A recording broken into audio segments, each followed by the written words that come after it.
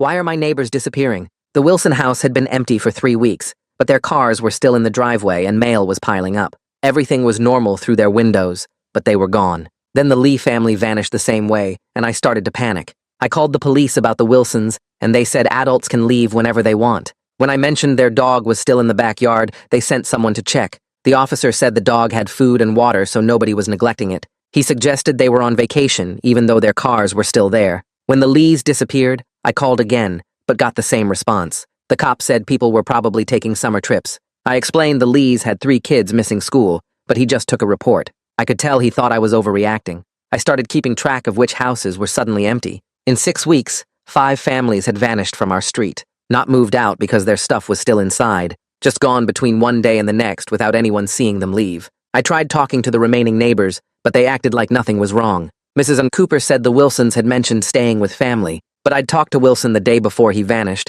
and he'd said nothing about any trip. He'd been planning to resurface his driveway. I bribed the mailman for info, and he said 5 families had put indefinite mail holds all within the same month. They'd used the same forwarding address that turned out to be a P.O. box 3 towns over. When he'd questioned it, his supervisor told him not to worry about it. I drove to that P.O. box and watched it for a full day. Nobody came. The postal worker said it was rented 6 months ago, but she'd never seen anyone use it. The name on the rental was just initials that didn't match any neighbors. Every family that disappeared had been to the same community meeting at the library 2 months before vanishing. I'd skipped it, but my wife Elise remembered the Wilsons mentioning it. The library had no record of any meeting, even though I'd seen cars in the parking lot. The Wilsons' trash hadn't been picked up, so I went through it. There were receipts for camping equipment and bulk food, hundreds of dollars on supplies for living somewhere remote. Also, library books about communal living that were now overdue. Mr. Torres started acting different after the others disappeared. He kept inviting us to dinner with strange urgency. He wanted to discuss our future in the neighborhood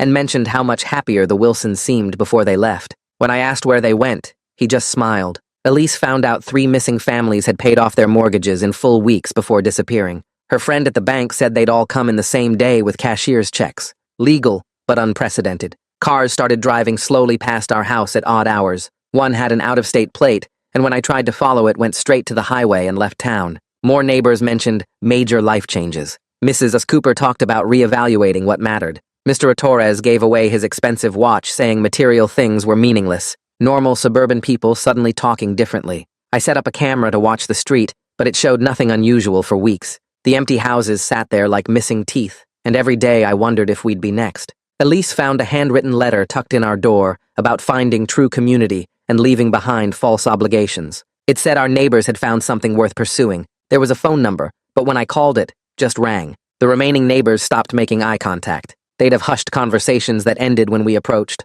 I saw Mrs. Cooper burning photo albums in her backyard. When I asked what she was doing, she said she was letting go of the past. Then Mr. Torres disappeared with 2 other families on the same night. I was watching but must have fallen asleep, because one moment their lights were on, and the next the houses were dark and empty. Cars still there and doors locked. We were one of 3 families left on the entire street. Elise stopped sleeping well and kept checking locks. I kept a baseball bat by the bed, though I didn't know what I was protecting us from. I tried calling the FBI, but they said no crime had been committed. Adults are free to leave. Dozens vanishing from one neighborhood wasn't illegal, just unusual. They suggested testing the water, but results showed nothing wrong. 2 more families left then, just us and the Millers. They stopped answering their door and kept curtains drawn. Then one morning their house was empty too, and we were alone. The silence was the worst part. No kids playing, or lawn mowers, or cars starting. Just quiet except for the Wilsons' dog still barking at nothing. Elise wanted to leave, but I needed to know what happened. Then one night, Elise woke me because she heard something outside.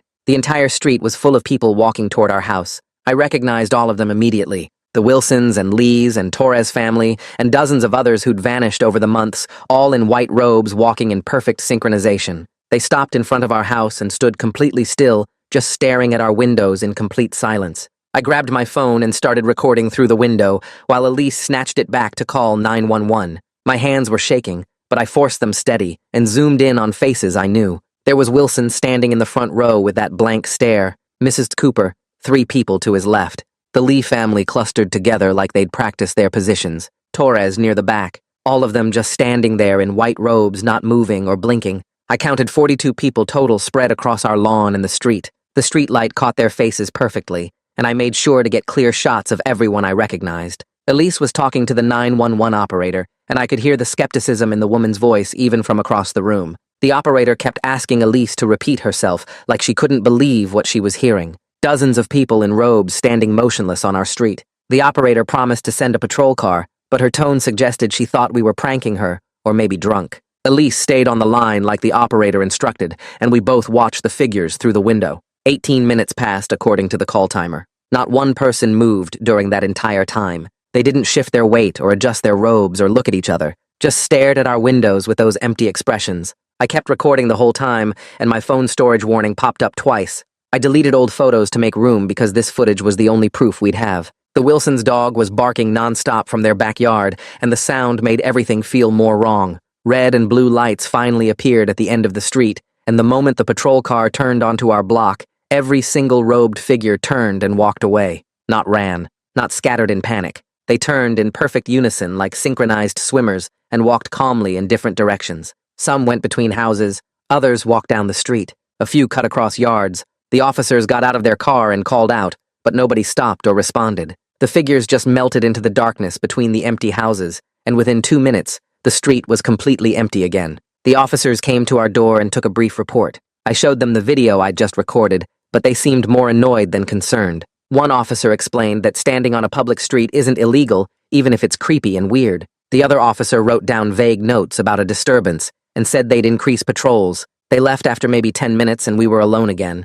I immediately plugged my phone into my laptop and transferred the video files before anything could happen to them. Elise sat next to me while I played back the footage frame by frame. That's when we saw it. When the police car appeared, every person turned at exactly the same moment. Not a second of difference between them. I went back and watched it again in slow motion. 42 people all pivoting on the same foot at the same instant, like they'd rehearsed it 100 times. Then they walked away with identical stride lengths and arm swings. This wasn't random people playing a prank on us. This was coordinated and planned and practiced. I made 3 backup copies of the video and saved them to different drives. Elise suggested uploading to cloud storage too, so I created a new account using a fake name and uploaded everything there.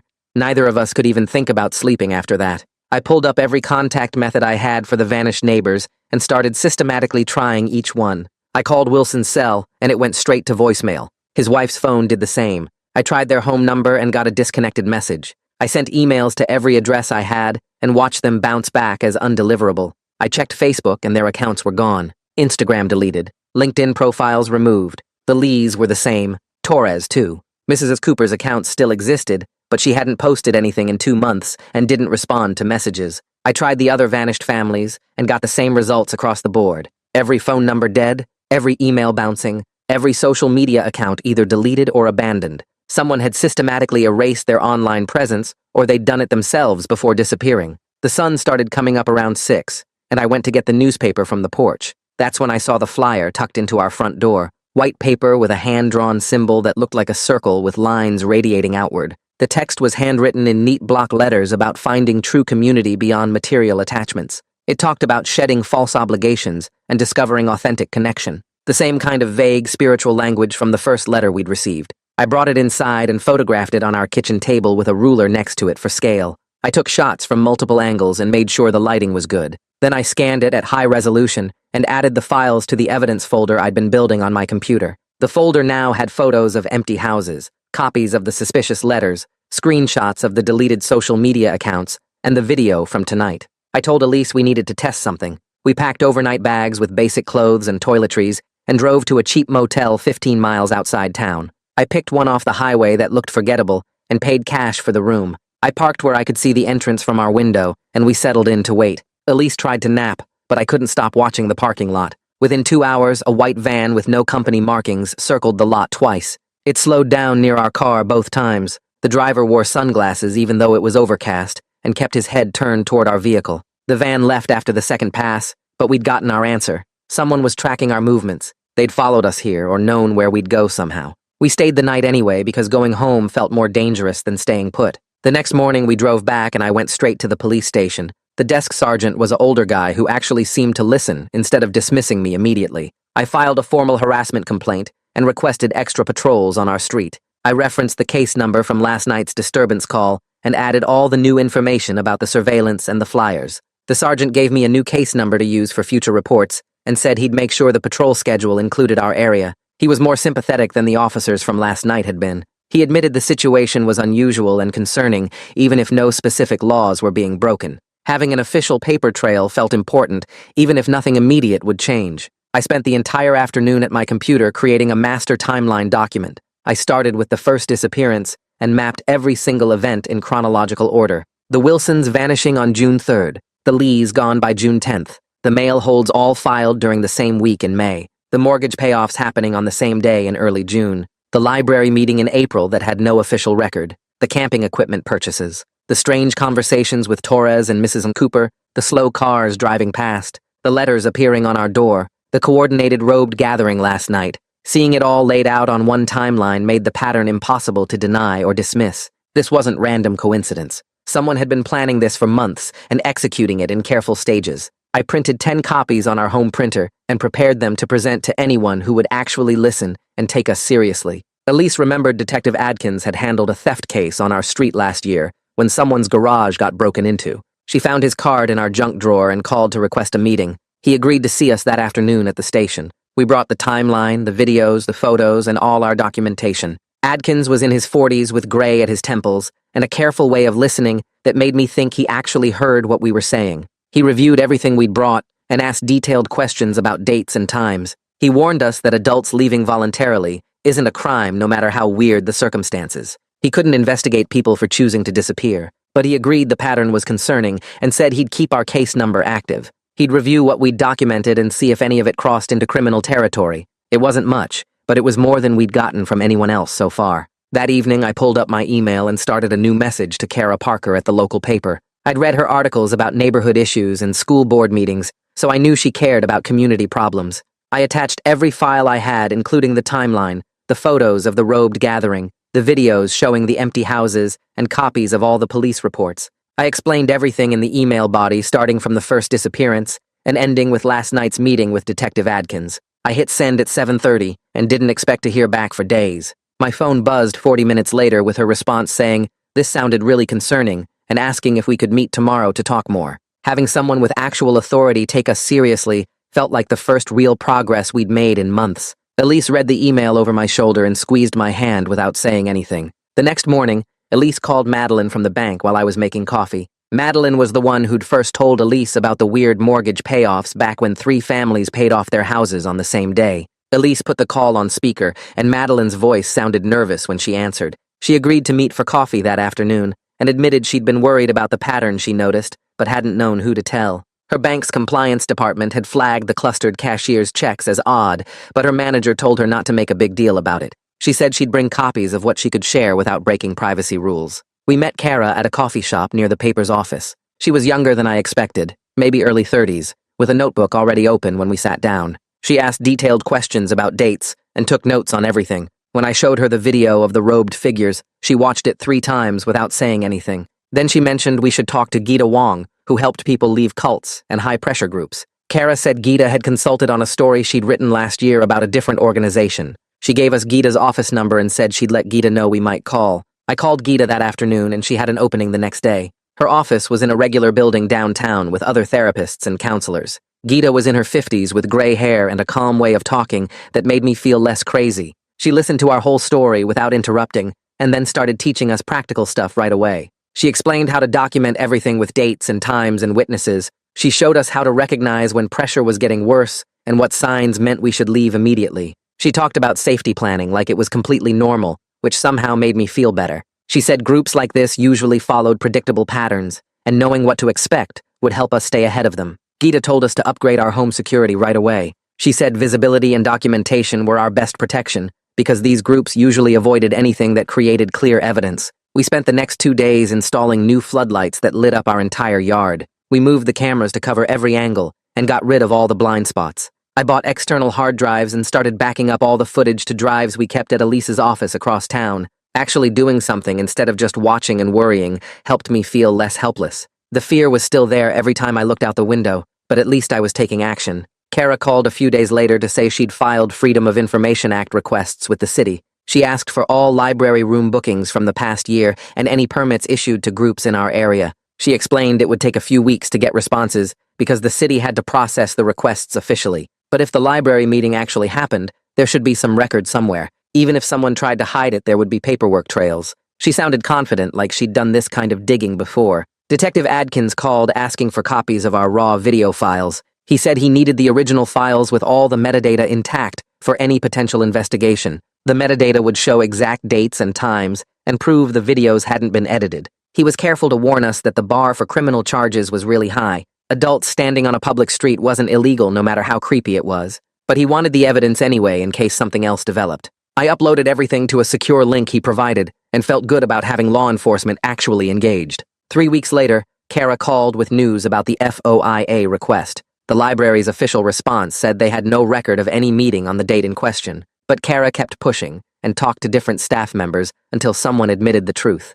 After hours, access had been granted to a third party through an informal arrangement that never got logged in the system. The library director had approved it as a favor without following normal procedures. This confirmed the meeting actually happened, but someone deliberately kept it off the books. Kara said this was the kind of detail that made the whole story more credible. I spent an entire Saturday searching the state nonprofit registry online. I went through pages of results trying different search terms and combinations. Finally, I found an organization with initials that matched the ones on the P.O. box rental. It had been registered 6 months before the first families disappeared. The stated purpose was something vague about promoting sustainable communal living and building intentional communities. The registered agent was a lawyer in the next county. I printed out everything and added it to our evidence files. Having an actual legal entity made the whole thing feel more real and more scary at the same time. Kara called excited about a flyer she'd found online. There was a public seminar on sustainable living happening the following week at a community center 2 towns over. The nonprofit we'd found was listed as one of the sponsors.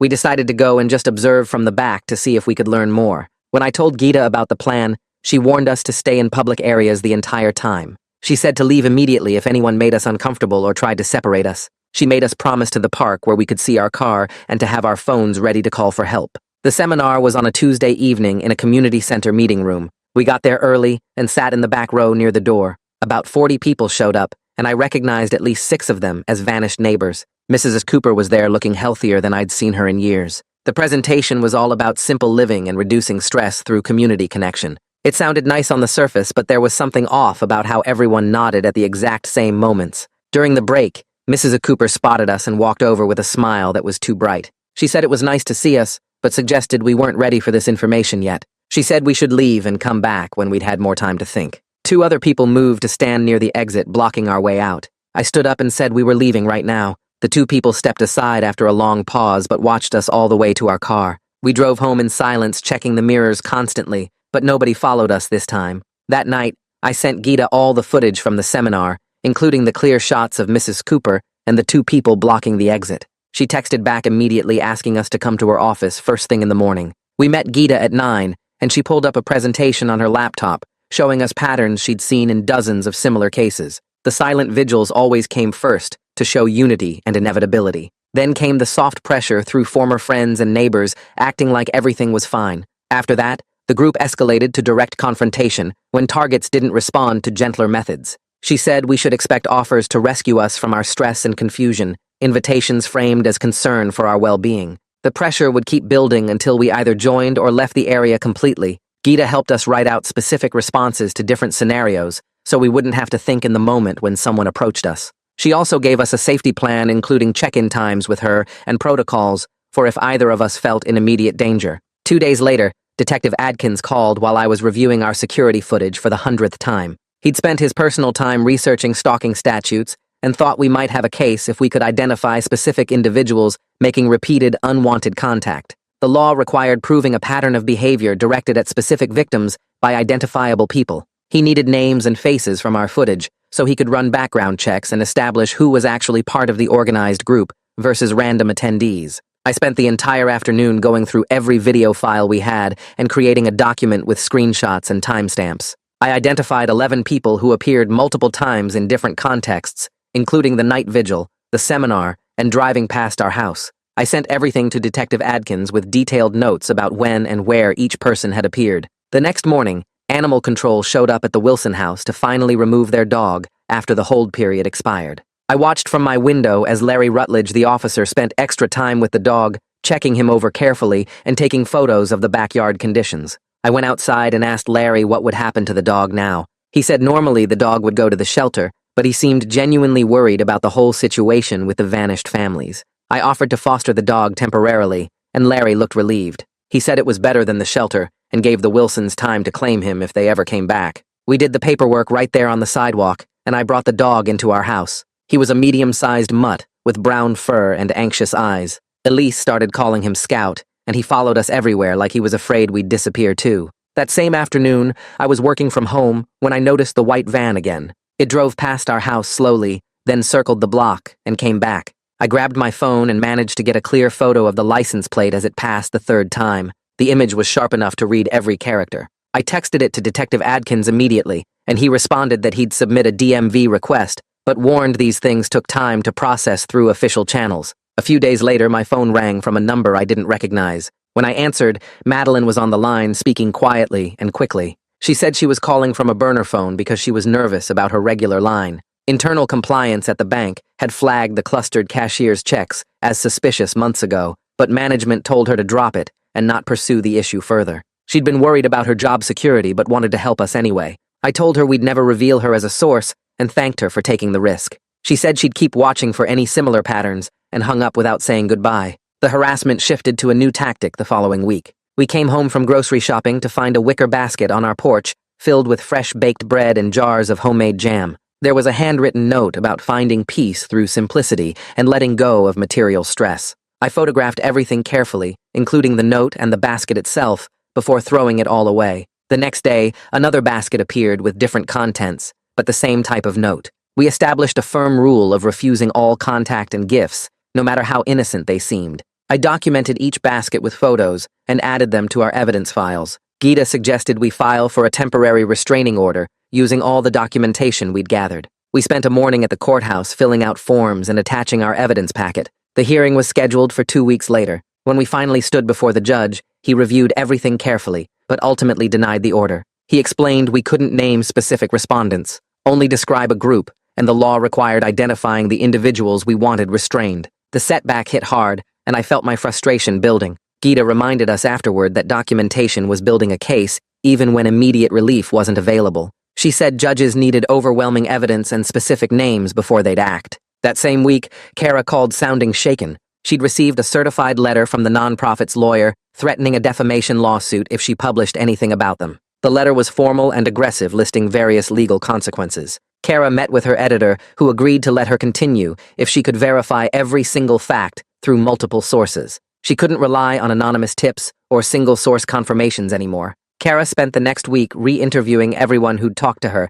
and tracking down additional sources. She reframed her entire article as consumer protection reporting about high-pressure recruitment tactics, without naming the specific nonprofit. She focused on documented patterns like the coordinated mortgage payoffs and the off-book library meetings. Every fact had to be verified through public records or multiple independent witnesses. The article was getting stronger, even though it was taking longer. Elise and I decided to take a day trip to the county records office to see what property information we could find. We spent hours searching through deed records and tax documents. Finally, we discovered the nonprofit had purchased 3 separate rural parcels over the past 8 months. The total was 40 acres spread across 2 adjacent properties. The land was remote and undeveloped, perfect for building some kind of compound or communal living situation. We printed out all the documentation, including property maps and purchase prices. The timing lined up perfectly with when families started disappearing from our neighborhood. On the drive home, I kept checking the mirrors, but didn't see anyone following us this time. The next morning, we loaded the car with water bottles and snacks for a long surveillance session.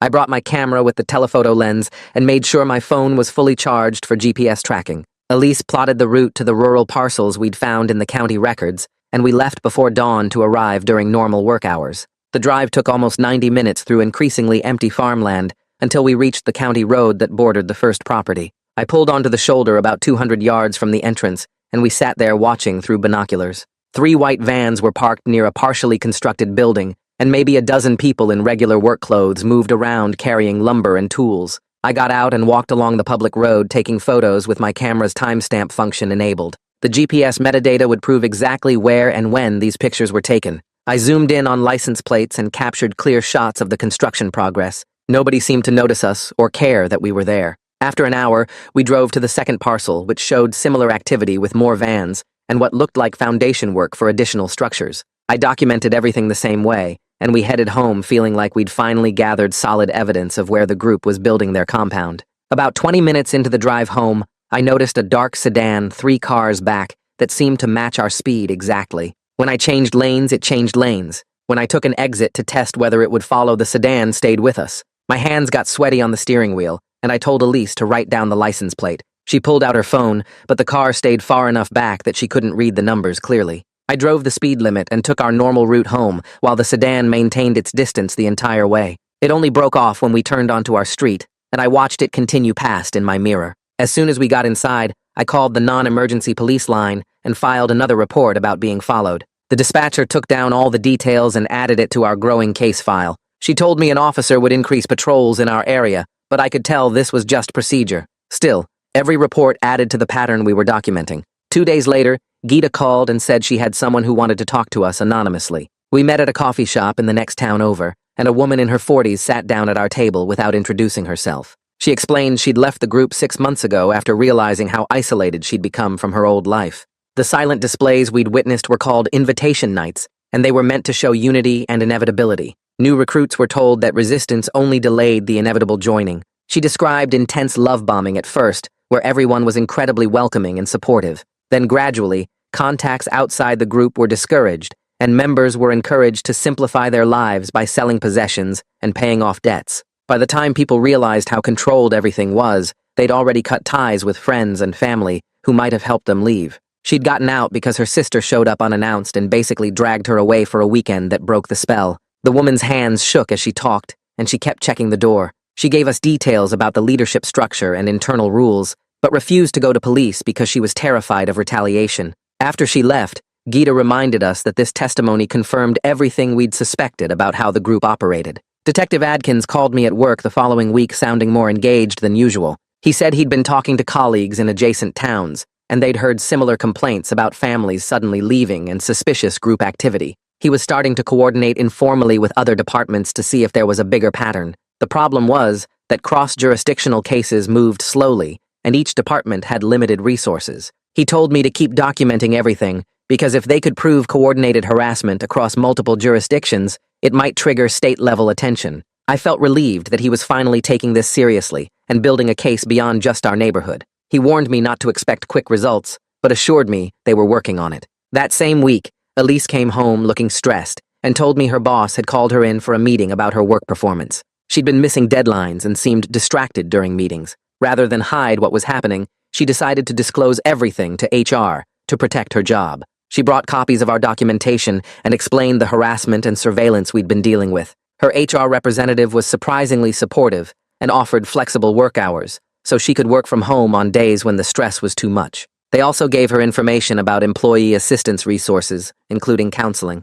Elise cried with relief in the parking lot afterward because she'd been terrified they would fire her. Having her employer understand and accommodate the situation took away one major source of stress. We woke up one morning to find all 4 tires on both our cars completely slashed. The cuts were clean and deliberate and clearly meant to send a message. I called the police and filed yet another report while dealing with our insurance company. The responding officer took photos and dusted for prints, but found nothing useful. He noted the escalation in his report and suggested we install additional security measures. I spent that afternoon mounting 2 more cameras to cover the driveway from different angles and adjusting the motion sensor lights to be more sensitive. The insurance covered most of the tire replacement cost, but the deductible and hassle added to our mounting expenses. Every incident cost us time and money, and I knew that was part of the strategy to wear us down. A week later, another group of robed figures walked through our street in broad daylight around noon. This time I was ready with the camera and filmed their faces clearly without darkness obscuring any features.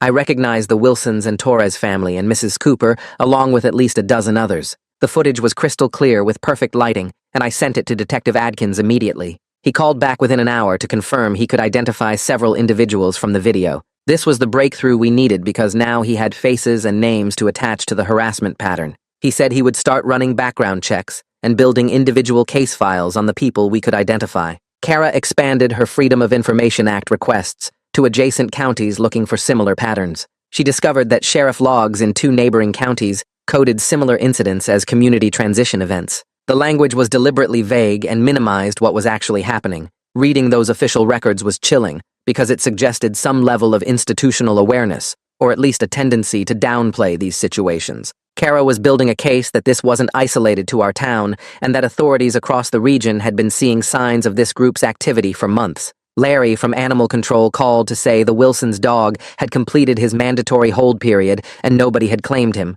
We'd already submitted a foster application, and Larry approved it immediately. We drove to the shelter that afternoon and brought home a scruffy terrier mix who'd been alone in that backyard for months. We named him Scout, and he settled into our house like he'd always been there. Having a dog changed the atmosphere completely. Scout needed walks and feeding and attention, which gave us routines beyond constant vigilance. He'd bark at unusual sounds, which actually helped us feel more secure. The simple act of caring for another living thing provided unexpected emotional grounding when everything else felt chaotic. Madeline reached out through a secure message app and shared anonymized suspicious activity report trends from her bank's internal systems. The financial pattern we'd noticed with the coordinated mortgage payoffs matched 2 other neighborhoods in nearby towns. Families in those areas had also paid off mortgages in clusters, using cashier's checks around the same time our neighbors did. The scope was bigger than just our street, and this information was exactly what Detective Adkins needed to make the case for a broader investigation. Madeline was risking her job by sharing this, but she felt it was important enough to take that chance. I forwarded everything to Detective Adkins, who confirmed this was the kind of evidence that could push the case to state investigators. The city council meeting was on a Tuesday night, and we arrived early to sign up for public comment. I'd printed copies of our timeline and brought the flash drive with video footage just in case anyone wanted to see proof. The council chambers were mostly empty, except for a few regular attendees and city staff taking notes. When public comment started, I went first and kept my statement under 3 minutes like the rules required. I explained the pattern of disappearances and showed them photos of the empty street and the coordinated mortgage payoffs. I mentioned the surveillance and harassment we'd been dealing with and asked what the city could do to protect residents from this kind of pressure. The council members looked uncomfortable and kept glancing at each other while I talked. Then something unexpected happened. A woman I'd never seen before stood up next and described almost the exact same situation happening on her street across town. She had the same story about families vanishing and leaving their stuff behind, and people in white robes showing up at night. Then a man from another neighborhood spoke and mentioned the same nonprofit we'd been tracking. He said his block had lost 6 families in 2 months, and police kept telling him there was no crime. A third person described finding the same recruitment letters we'd gotten tucked indoors throughout their area. I felt this weird mix of relief that we weren't alone and horror that this was happening all over town. The council members shuffled papers, and the mayor said this was concerning, and they'd refer it to staff for further study. One council member asked if we'd filed police reports, and I said yes multiple times. Another asked if we had proof of actual crimes being committed, and I explained that's why we needed their help, because everything was technically legal, but clearly coordinated. The mayor thanked us for bringing this to their attention and moved on to the next agenda item about parking permits. We stayed for the rest of the meeting hoping they'd come back to it, but they never did. Afterwards, the 3 other residents found us in the parking lot, and we exchanged phone numbers. They'd all been dealing with this alone, thinking their neighborhood was the only one. We agreed to stay in touch and share information. 2 days later, I got a text from a number I didn't recognize with a link to a website. The site had our full names, home address, both our phone numbers, and where Elise worked. It listed our car makes and license plates and included a photo of our house taken from the street. The page was titled with our names and called us enemies of community progress. There were already comments underneath calling us troublemakers and suggesting we needed to be taught a lesson. My hands shook as I showed Elise, and she immediately went pale. We spent the next hour going through every social media account we had and setting everything to private or deleting it entirely. I reported the doxing site to the hosting company, but they said it didn't violate their terms of service. We filed another police report, and Detective Adkins said he'd document it, but there wasn't much they could do unless someone made a direct threat. I started screenshotting everything, including the comments that kept appearing. Some were vague warnings about karma and consequences. Others were more specific about how we should watch our backs. Elise called her HR department and explained the situation, and they increased security at her office building and told reception not to give out any information about her. We changed our phone numbers that same day and only gave the new ones to family and close friends. I set up Google alerts for our names so we'd know if more stuff got posted. The feeling of being exposed like that was worse than the surveillance because now anyone could find us. 3 days after that, Elise went to the grocery store alone because we needed food and couldn't keep hiding. She was loading bags into the trunk when a man approached her in the parking lot. She said he had this really friendly smile and started talking about how he'd heard we were going through a difficult time. He said the community wanted to help us find peace, and that fighting against positive change only caused suffering. Elise pulled out her phone and started recording audio while keeping it in her pocket. She told him firmly that we weren't interested and asked him to leave her alone. His tone shifted completely, and he said resistance was making things harder than they needed to be. He mentioned that other families had found happiness once they stopped fighting, and that we could too if we opened our hearts. Elise said she needed to leave and got in her car and locked the doors. The man stood there watching her until she drove away. When she got home, she was shaking and replayed the audio for me. His voice went from warm and caring to cold and threatening within seconds. We sent the recording to Detective Adkins immediately, along with the description of the man and his car. This was exactly the kind of evidence we needed, showing direct intimidation. Detective Adkins called the next morning and said the audio recording combined with the identified faces from our video footage might be enough for a restraining order. We met with him at the courthouse and filled out the paperwork requesting protection from targeted picketing at our specific address. The judge reviewed everything, including the timeline of events and the doxing and the parking lot encounter. She granted a narrow temporary restraining order against the specific individuals we could identify from the footage. It didn't cover the whole group, but it named about 15 people and prohibited them from coming within 500 feet of our house. The order also specified that any violation would result in immediate arrest, and we could call police for priority response. It wasn't perfect, but having any legal protection felt like progress. We got copies of the order, and I kept one in my car and one by the front door. The nonprofit's lawyer responded fast. Within a week, we got served with a formal complaint, alleging that we were harassing their members and interfering with their religious freedom. The complaint said our surveillance and documentation violated their civil rights and that we were spreading false information about their organization. It demanded we stop filming them and remove all footage from our devices and cease making defamatory statements. Detective Adkins called and said he'd been contacted by their lawyer too and suggested a mediated meeting to try to resolve things. We met at the police station with Detective Adkins acting as mediator. Their lawyer was professional but firm and said his clients just wanted to practice their beliefs in peace. I pointed out that showing up at our house at 2 in the morning wasn't peaceful. The lawyer said that was protected expression and we were the ones creating conflict by treating community outreach as harassment. Detective Adkins kept things calm, and eventually both sides agreed to maintain distance. They'd stop coming to our street, and we'd stop filming them, unless they violated the restraining order. Neither side was happy, but at least there was a formal agreement on record. Gita scheduled a safety workshop at the library, focused on recognizing and responding to high-pressure group recruitment. About 20 people showed up, including the 3 residents we'd met at the city council meeting. Gita walked through warning signs like love bombing and isolation tactics and financial pressure. She explained how to document interactions and when to involve police. During the break, we talked to the other attendees and realized at least 8 people in the room were dealing with similar situations in different parts of town. Some had family members who'd joined groups like this. Others had neighbors who'd disappeared. We exchanged contact information and created a group chat to share updates and support each other. Just knowing we weren't alone made everything feel more manageable. One woman mentioned her sister had joined a communal living group 3 months ago and cut off all contact with family. Another man said his entire book club had vanished after attending a weekend retreat. The patterns were consistent across all the stories. Kara's article finally came out on a Sunday morning. The headline focused on recruitment tactics and financial pressure without naming specific individuals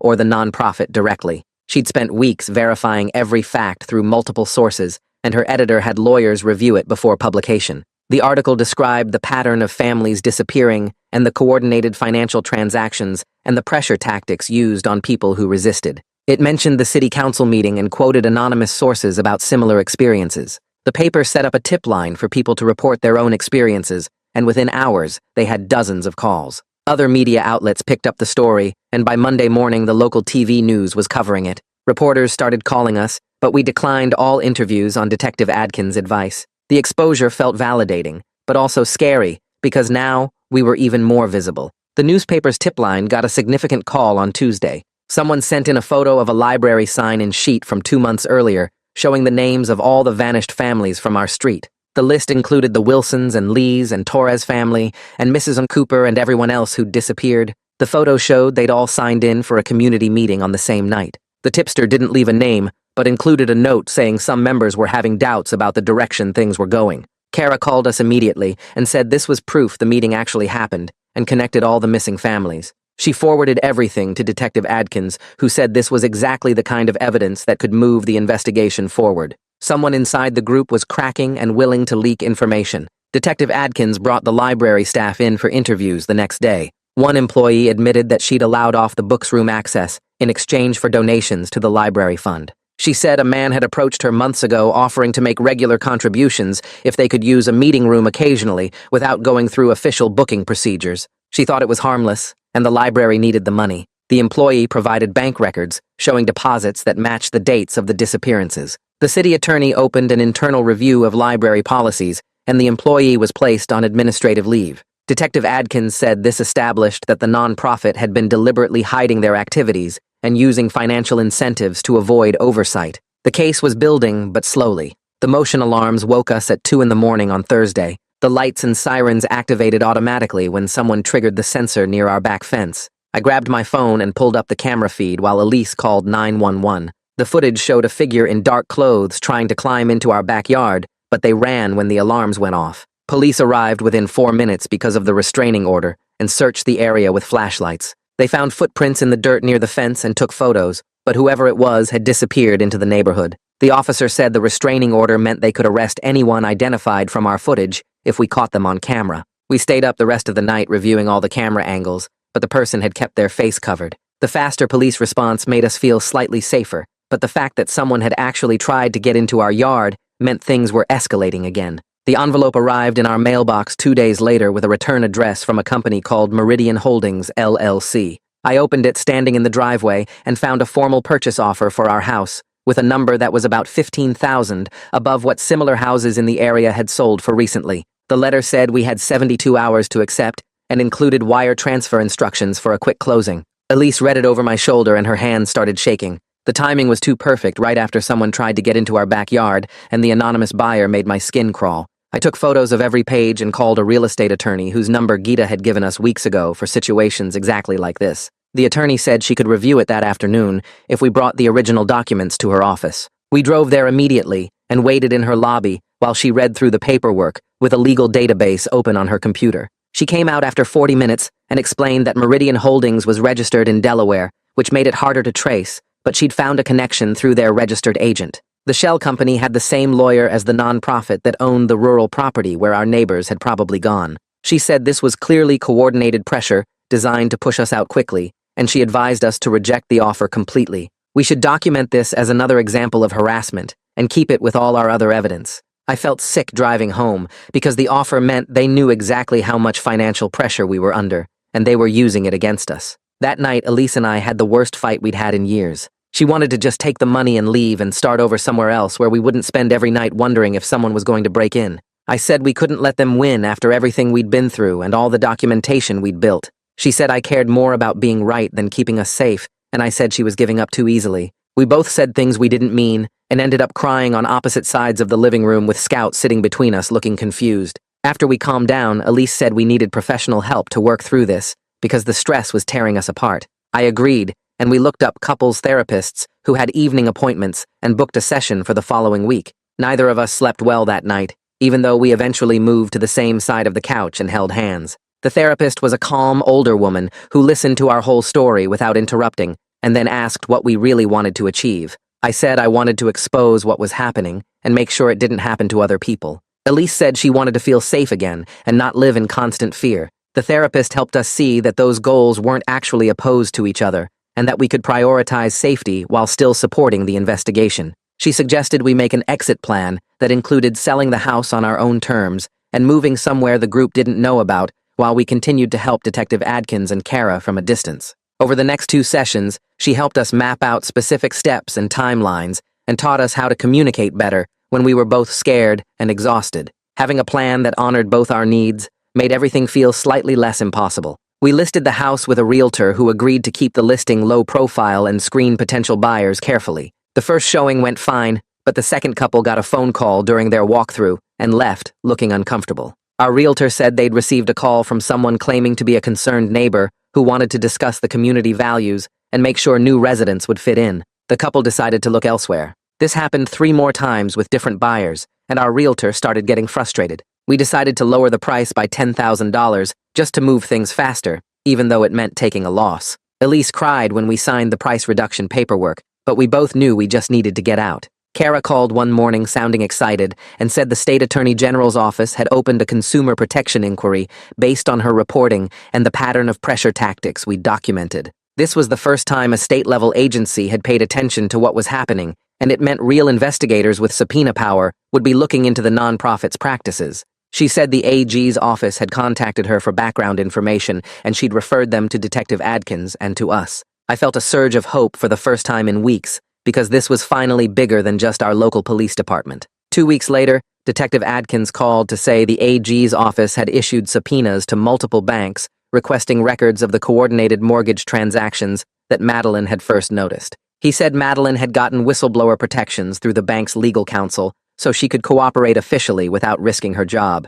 She'd been carrying the stress of knowing something was wrong, but not being able to report it, and now she could finally help without consequences. Detective Adkins sounded more energized than I'd heard him in months, and said this investigation had teeth that his department alone couldn't provide. He asked us to come to the station to coordinate with the AG investigators, and we spent 3 hours going through our video footage and documentation. 2 investigators from the AG's office reviewed everything we'd collected and asked detailed questions about dates and times and specific incidents. We signed sworn statements about the harassment and surveillance, and they explained our documentation would become part of the official case file. One investigator said our careful record-keeping had created a timeline that would be hard for the nonprofit to dispute. Walking out of the station that day, I felt like our obsessive documenting had finally paid off in a way that mattered. We closed on a rental house across town 3 weeks later and moved with Scout on a rainy Tuesday morning. The rental was smaller than our old house, but it was in a normal neighborhood where people walked dogs and kids rode bikes, and nobody wore robes or stood in silent groups.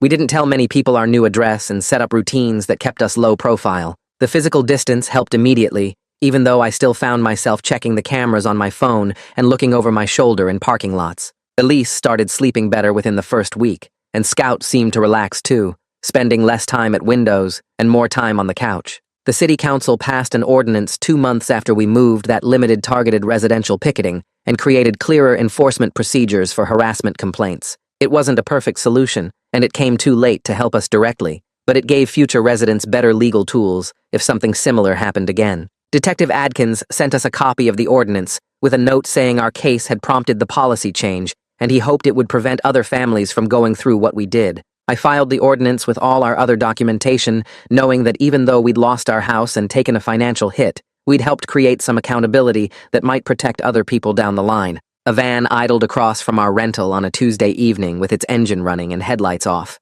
I called the police immediately, and they arrived within 8 minutes, which was faster than any response we'd gotten at the old house. The van pulled away as soon as the patrol car turned onto our street, and the officers took down the plate number and filed it under the harassment ordinance. The faster response made me feel like the new rules were actually working, and not just words on paper. 2 days later, Gita called saying Mrs. Cooper had reached out asking for help to leave the group. She was the first vanished neighbor to crack, and Gita scheduled private sessions to help her exit safely. Mrs. Cooper provided details about the internal structure during counseling, explaining how they used rotation schedules for the silent vigils and assigned specific people to monitor anyone who seemed doubtful. She described constant pressure to cut ties with outside family and donate more money for the rural property development. Gita shared some of this information with us and with Detective Adkins, being careful to protect Mrs. Cooper's privacy while giving investigators what they needed. The Attorney General announced a civil settlement 3 weeks after Mrs. Cooper started exit counseling. The nonprofit agreed to stop targeted picketing at private homes,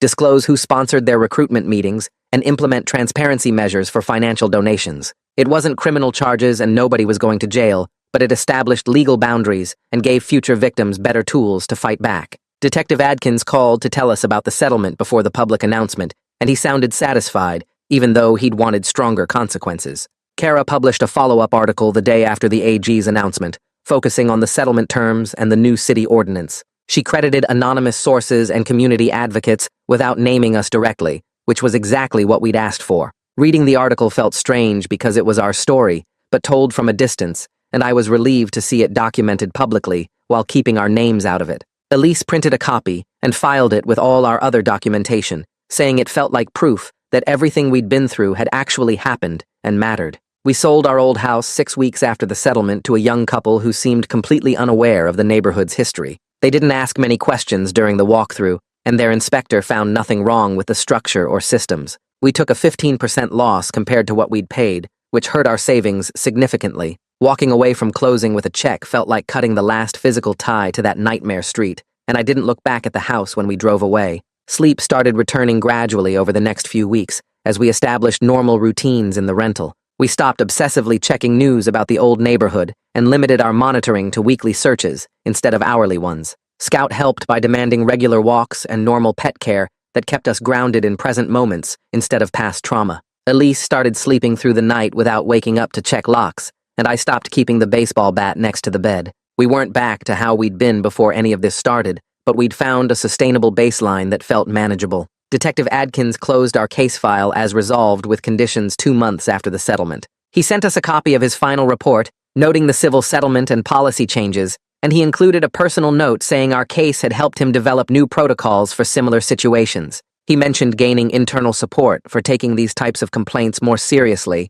instead of dismissing them as neighborhood disputes. His willingness to learn from our case and change department procedures felt like something good coming from all the chaos. We drove past the old street one afternoon when we had errands in that part of town. Some houses had new occupants, and we could see fresh paint on the Wilson place and kids' toys in the Lee family's yard. Normal neighborhood life seemed to be returning with people who had no idea what had happened there months before. We didn't stop or slow down, just noted the changes and kept driving toward our side of town and our new life. Seeing other families living there without fear made me feel like the street itself might recover, even if we never could. We started volunteering with Gita's nonprofit outreach program 3 months after moving to the rental. The program trained people to recognize high-pressure group tactics and helped others exit safely when they were ready. We attended evening training sessions twice a week, learning how to provide support without judgment and how to document patterns for potential legal action. Scout slept at our feet during the sessions, and having him there made the work feel less heavy. Our life was smaller than it had been before,